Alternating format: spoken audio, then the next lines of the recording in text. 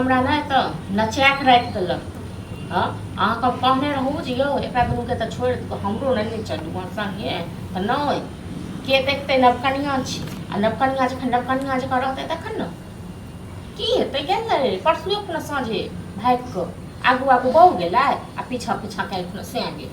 हाँ हाँ छोड़ा सासुरे छलियै अखन तक तऽ नहि एलै। ठीक छै ठीक छै। की यौ आबि गेलियै सासुर से कखन एलियै यौ? एलियै हाँ आइ एलियै तऽ की भेल की कहलक कनिया? नहीं अयतै। हाँ कनिया बेसी ज्यादा हाँ तऽ मानलियै न। हाँ तऽ हमर हिस्सा बंटवारा कऽ दियौ। हिस्सा बंटवारा? हाँ जब तक अहाँ बंटवारा नहीं करो तब तक नहीं अयतै। कथी के बंटवारा कऽ?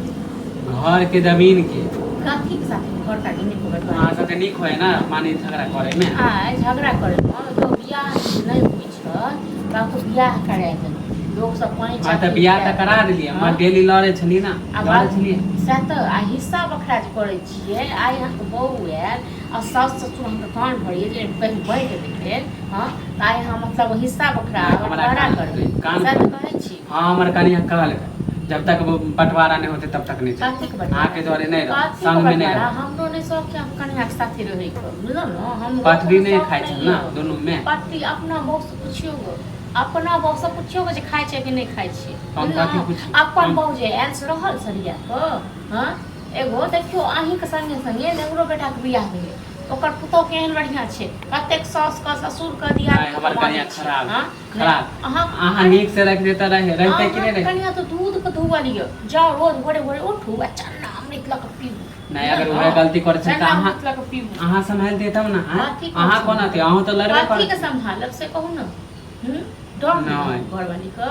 हाँ आ माय बाप जे मरल छल त क्या गो रुपया देने रहिए जे हिस्सा के बात करै छी। हां त नहीं देलु हम कहां कुछ नहीं देली। हां तो क्या को देने रहिए से तो कहू। हम कुछ नहीं जाने छी हम बंटवारा कर दी। कथी के साथ आगे डर मानी की नहीं रे बंटवारा नहीं कर दे जे दिन में बाप घर बनेने छल न ओ दिन हमर घर वाला कमाई खटाई छल। हां त हमरो हिस्सा है हमहु ले। किछो हिस्सा नहीं है किछो हिस्सा नहीं है। हम रहिए झोपड़ी में खपरा वाला नहीं देव एगो ईटा तो देबे नहीं करब बुझलो एगो ईटा नहीं दे बात रहले हिस्सा पर ते खेत पथार में जे हिस्सा छै तो से जखन टाइम आयत तखन दे।